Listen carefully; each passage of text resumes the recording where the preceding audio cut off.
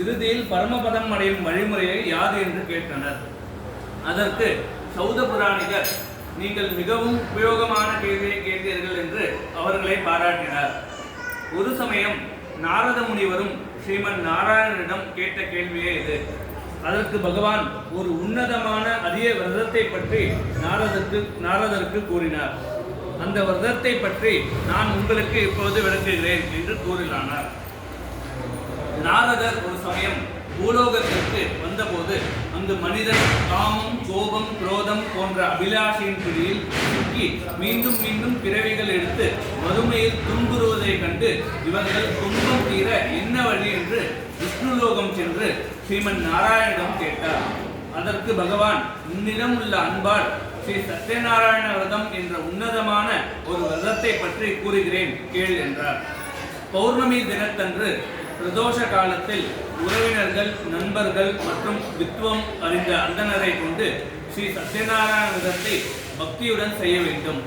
அன்று தம்மால் முடிந்த அளவு பக்ஷணங்கள், பழங்கள் போன்ற நிவேதங்களை செய்து அந்தனரிடம் விரத மகிமைகளை கேட்டு அவருக்கு முடிந்த அளவு தட்சிணைகள், பிரசாதங்கள் கொடுத்து முடிந்த அளவு அனைவருக்கும் அன்னதானம் செய்ய வேண்டும்.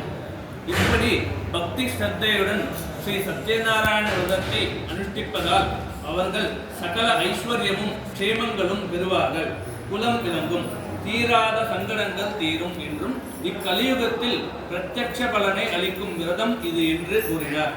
இதை கேட்டு மகிழ்ந்த அனைவரும் ஸ்ரீ சத்யநாராயண விரதத்தை பற்றி கூறினீர்கள், அந்த விரதத்தை மேற்கொண்ட பலனடைந்தவர்களை பற்றி கூறுமாறு கேட்டார்கள். இத்துடன் முதலாவது அத்தியாயம் முடிந்தது.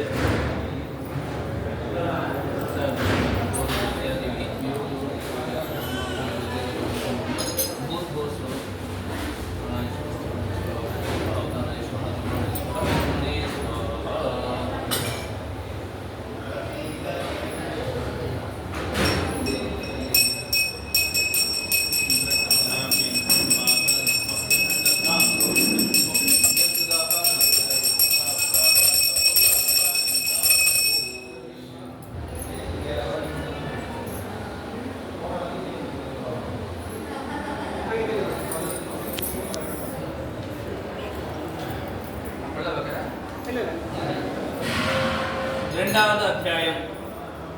புண்ணிய பூமியான காஷி கஷேத்திரத்தில் விப்ரன் என்ற ஒரு அந்தனர் கர்ம பலனால் மிகவும் துன்பமான நிலவிலும் வாழ்ந்து வந்தான். அவன் அன்றாடம் அலைந்து திரிந்து பிச்சை எடுத்து தன் குடும்பத்தை காப்பாற்றி வந்தான். பகவானிடம் மிகுந்த பக்தி கொண்டிருந்த அவன் ஒரு நாள் பசி தாகத்தால் மிகவும் களைத்தவனாய் அலைந்து கொண்டிருந்தான். பகவான் அவன் மேல் அன்பு கொண்டு கிழவன் வடிவத்தில் அவன் முன் தோன்றி, ஏன் இப்படி வாடிய முகத்துடன் அலைந்து கொண்டிருக்கிறாய் என்று கேட்டார். கிழவரின் கேள்வியில் ஒரு அன்பு உள்ள போலும் ஒரு நன்மை கிடைக்கப் போவது போலவும் அந்தனுக்கு தோன்றியது. அவனிடம், நான் பிச்சை பெற அடைகிறேன் என்று பதிலளித்தான். கிழவன் அவனுக்கு ஸ்ரீ சத்யநாராயண விரதத்தை செய்யும்படியும் அதன் முறையையும் கூறி மறைந்தார். அதில் தெம்புற்ற விப்ரன் அவ்விரதத்தை மேற்கொள்வதாக சபதம் கொண்டு நகரத்திற்கு பிச்சை எடுக்க சென்றான். அன்று சற்றும் எதிர்பாராத விதமாக அவனுக்கு அதிகமாகவே பொருட்கள் திரண்டன. அதை கொண்டு உற்றார், உறவினர் அனைவரையும் அழைத்து பலவிதமான பக்ஷணங்கள், நைவேத்தியங்கள் செய்து மிகவும் கர்ம ஸ்ரத்தையுடன் ஸ்ரீ சத்யநாராயண விரதத்தை செய்து முடித்தான். பின்னர் அனைவருக்கும் அன்னமிட்டு பக்ஷணங்கள் கொடுத்து சந்தோஷமுற்றான். ஒவ்வொரு மாதமும் பௌர்ணமி அன்று பிரதோஷ வேளையில் விரதத்தை விடாது செய்து வந்தான். அவன் துன்பங்கள் விலகியது, செல்வந்தன் ஆனான். ஒரு நாள் ஒரு விறகு வெட்டி தலையில் பாரத்தை சுமந்து கொண்டு தெரு தெருவாக விறகுகளை விற்று கொண்டு வந்தான். அவன் தன் ஏழ்மை நிலையிலும் நேர்மையுடன் வாழ்ந்தான். பகவானின் மேல் பக்தி கொண்டிருந்தான். அவன் மிகவும் களைத்தவனாய் விப்ரன் வீட்டிற்கு முன் தாகத்துடன் நின்றான். அங்கு ஸ்ரீ சத்யநாராயண பூஜை நடந்து கொண்டிருந்தது. அனைவரும் பக்தி ஸ்ரத்தையுடன் பூஜையில் ஈடுபட்டிருந்தனர். தாகத்தை மறந்து மெய் மறந்தவனாய் அந்த பூஜையை கவனித்துக் கொண்டிருந்தான். பூஜை முடிந்து விப்ரன் பக்ஷணங்களையும் பிரசாதங்களையும் அனைவருக்கும் மகிழ்ச்சியுடன் கொடுத்தான். அனைவரும் விடைபெற்று சென்றனர். விறகு வெட்டி விப்ரன் கொடுத்த பிரசாதங்களை உண்டுவிட்டு அவனிடம் தனக்கும் அந்த சத்யநாராயண பூஜை முறையை கூறும்படியும் அதனால் தன் கஷ்டங்கள் தீரும் என்று தான் நம்புவதாகவும் கூறினான். விப்ரன் தான் இந்த சத்யநாராயண பூஜையை அனுஷ்டித்தால் தன் துன்பம் நீங்கியதாகவும் கூறி விரத முறையையும் எடுத்து உரைத்தான். பின் விறகு வெட்டி சந்தோஷமடைந்து வீடு திரும்புவதற்குள் அனைத்து விறகுகளையும் விற்று தீர்த்து விட்டதை எண்ணி ஆச்சரியப்பட்டான். ஸ்ரீ சத்யநாராயண விரதத்தை கேட்ட மாத்திரத்திலேயே அனைத்து விறகுகளும் விற்ற சந்தோஷத்தில் அப்பூஜைக்கு தேவையான பொருட்களை வாங்கி ஸ்ரீ சத்யநாராயண பூஜையை அனுஷ்டித்தான். பிரதி மாதம் விடாமல் பூஜையை செய்து வந்தான். செல்வங்கள் பெருகியது. சந்தோஷத்துடன் மனைவி மக்களுடன் வாழ்ந்து மோட்ச சாம்ராஜ்யத்தையும் அடைந்தான் என்று சொல்லி முடித்து மேலும் ஸ்ரீ சத்யநாராயண திருவிளையாடலில் ஒரு கதையை சொல்ல போவதாக கூறினான். 2வது அத்தியாயம் முடிந்தது.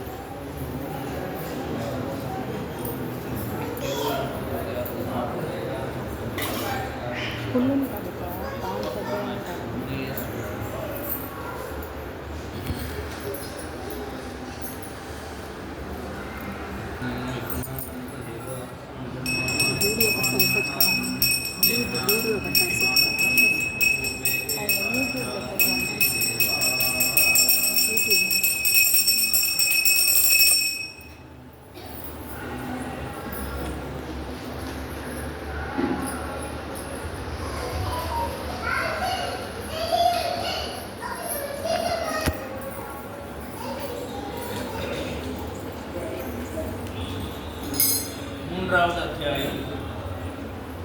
உல்காமுகன் என்ற அரசன் ஒருவன் தன் குடிமக்களுக்கு வேண்டிய அனைத்து தான தர்மங்களையும் செய்து மக்களை வசதியாக வாழ வைத்தான். குடிமக்கள் அனைவரும் மன்னனின் மீது அன்பும் மரியாதையும் வைத்திருந்தனர். நாடு சுபீட்சமாக இருந்தது. ஆனால் மன்னனின் மனைவிக்கோ புத்திர சோகம் ஆட்டி படைத்தது. தனக்கு சந்ததி இல்லையே என்று மிகவும் வருந்தினாள். பிறகு ஸ்ரீ சத்யநாராயண விரத மகிமையை கேள்விப்பட்டு அந்த விரதத்தை அனுஷ்டித்து சந்தான பிராப்தி பெற்றனர். பிரதி மாதம் அவர்கள் ஸ்ரீ சத்யநாராயண பூஜை செய்து வந்தனர்.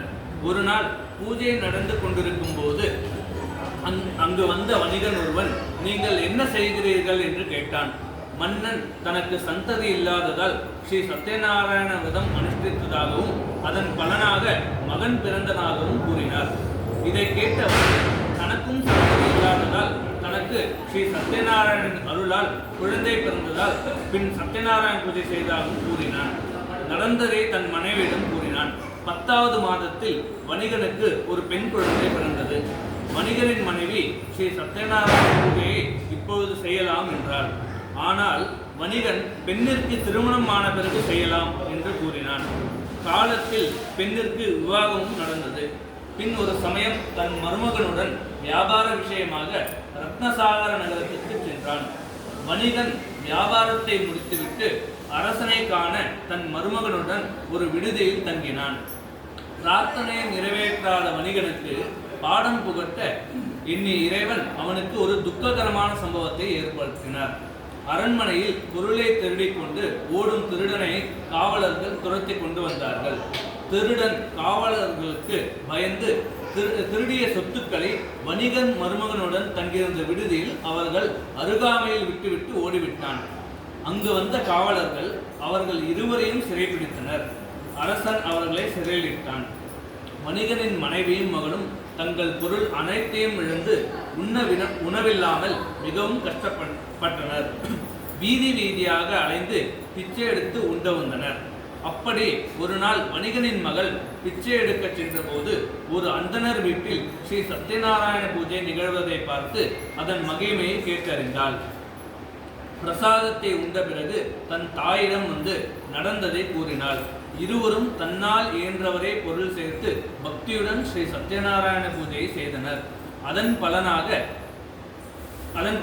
பகவான் அரசனின் கனவில் தோன்றி வணிகனும் அவன் மருமகனும் நிரபராதிகள் என்றும் அவர்களை விடுவிக்கும்படியும் கூறினார்.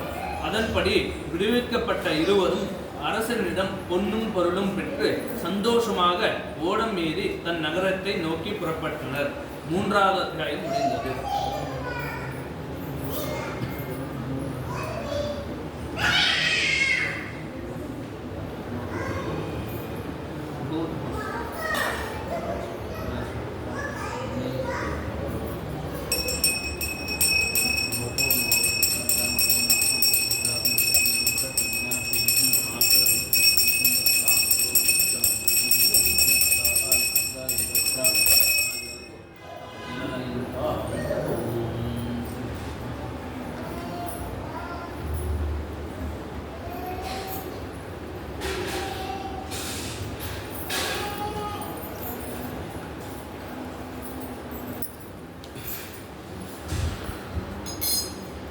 4வது அத்தியாயம்.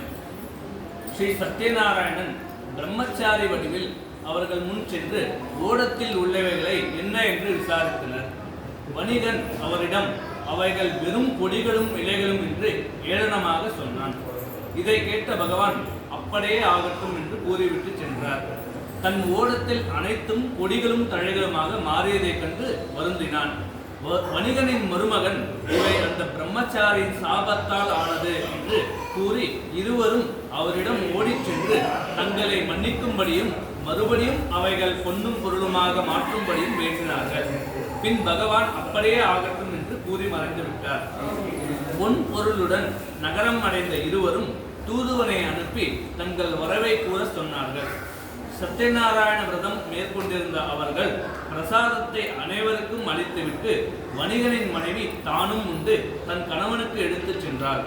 ஆனால் மகளோ தன் கணவனை வரவேற்கும் அவசரத்தில் பிரசாதத்தை உண்ணாமல் சென்றாள்.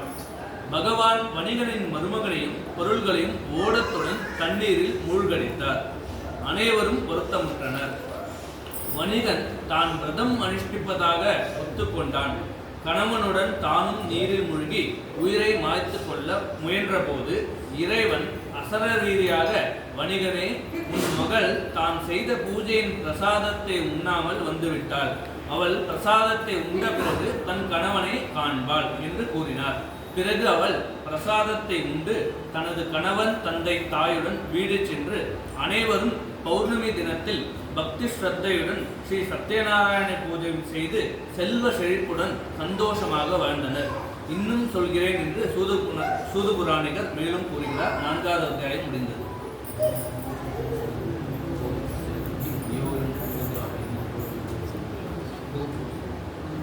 இன்னும் ஒன்று இருக்கு.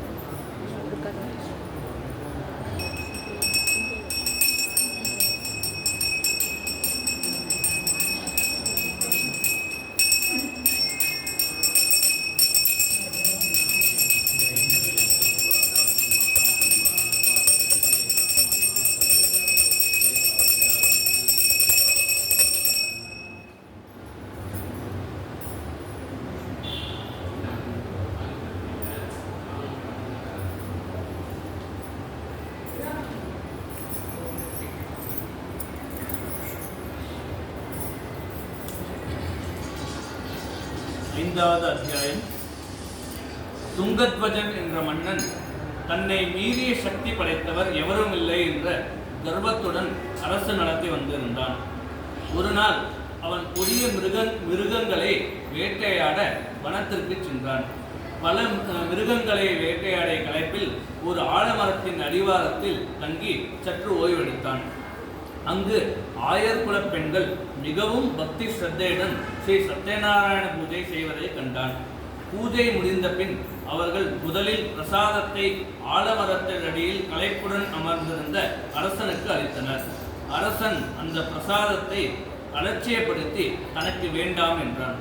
பின் நாட்டிற்குள் வந்ததும் அவனுக்கு துயரச் செய்தி காத்திருந்தது. அவன் பிள்ளைகள் அனைவரும் இறந்துவிட்டனர். மனைவியும் இழந்தான். செல்வங்கள் அனைத்தும் இழந்தான். மிகவும் வேதனையடைந்த அவன் தான் சத்யநாராயண பூஜை பிரசாதத்தை உண்ணாமல் அலட்சியப்படுத்தியதன் விளைவே இது என்று எண்ணி தான் காட்டருகே உள்ள ஆலமரத்திற்கு சென்றான். அங்கு உள்ள மக்களை வேண்டி ஸ்ரீ சத்யநாராயண பூஜையை தானும் அவர்களுடன் சேர்ந்து செய்வதாக கூறினான். பக்தி ஸ்ரத்தையுடன் பூஜையை செய்து முடித்து விட்டான். பின் இழந்த ராஜ்யத்தை அனைத்தையும் சென்றான். மனைவி, பிள்ளை, செல்வங்களையும் பெற்று சந்தோஷம் அடைந்தான். அப்பொழுது முதல் அவன் ஒவ்வொரு பௌர்ணமி காலத்திலும் ஸ்ரீ சத்யநாராயண பூஜை செய்து மக்களுடன் இன்பமாக அரசாட்சி நடத்தினான். ஆகையால் இந்த சத்யநாராயண பூஜையை பக்தி ஸ்ரத்தையுடன் செய்து பின் இந்த கதையை படிப்பவர்களுக்கு இந்த கலியுகத்தில் சத்தியமாக ஏழ்மை விலகும். ஸ்ரீமன் நாராயணின் பரிபூர்ண அனுகிரகம் கிடைக்கும். விரும்பிய அனைத்தும் கிடைக்கும். சிறை தண்டனை பெற்றவன் விடுவிக்கப்படுவான். சந்ததி பாக்கியம் பெறுவான். சகல ஐஸ்வர்யமும் கிடைக்கும். இதில் ஐயமில்லை என்று சூதபுராணிகரன் சொன்னார். இந்த கதையை படிப்பவர்களின் பாவம் விலகும். எப்பிறவியிலும் பகவானின் பரிபூர்ண அருள் கிடைக்கும். உதாரணமாக சதானந்தர் என்ற அந்தனர் குசேலனாக பிறந்து ஸ்ரீ கிருஷ்ணரின் அருள் பெற்றார். விறகு விற்பவன் குகனாக பிறந்து ஸ்ரீராமரின் அருள் பெற்றார். உல்காமுகன் என்ற அரசன் ஸ்ரீராமருடைய தந்தையாகவும் பாக்கியம் பெற்று நற்கதி பெற்றான். இவ்வாறாக எப்பிறவையிலும் நம்மை காக்க வல்லது இந்த சத்யநாராயண விரதம். இதை மேற்கொண்டு அனைவரும் நற்கதை அடைவீர்கள். விரதம் மேற்கொள்ளும் சக்தியற்றவர்கள் இந்த கதையை படித்து புண்ணியம் பெறலாம். இவ்வாறாக ஸ்ரீ சத்யநாராயண விரத மகிமையை சொல்லி முடித்தார் சோத புராணிகர்.